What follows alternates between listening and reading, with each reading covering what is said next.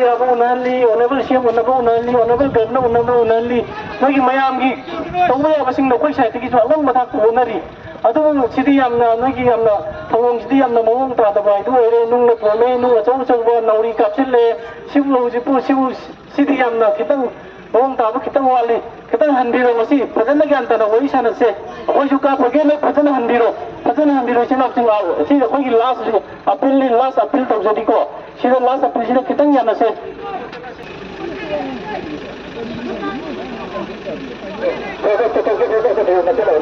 Sebelum ke sampai sini lah. Apa yang sini aja ni pak? Saya tak mau. Saya tak tahu ada. Anda tahu ada. Anda tahu ada.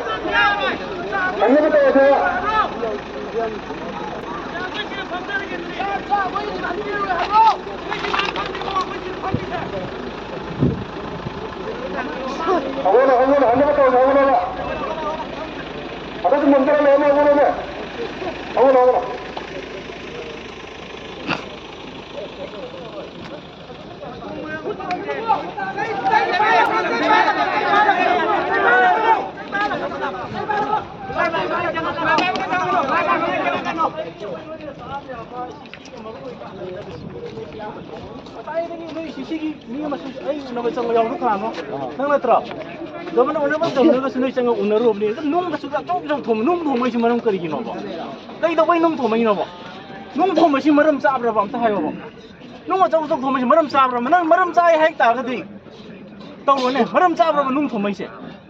Noi na pen da ba kholo lo be slogan lo be akai bele nung tho mai maram kari gino ba nung ma chawa chu ma cha na dia chaw chaw ba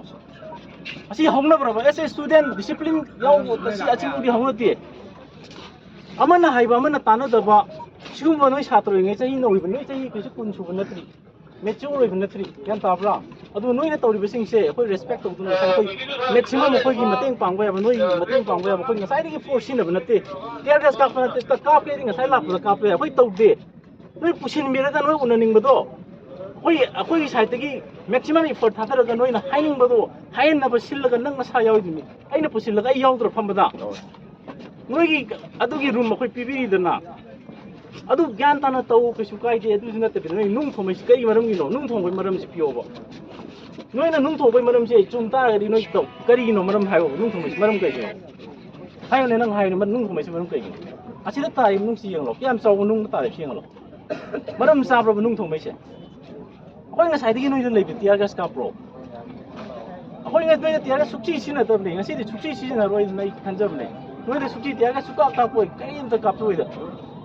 ngasai noi na sa de gari me ami gi la ko sing that bok ko yi du da su noi tan be chai na kan be ko tau be ko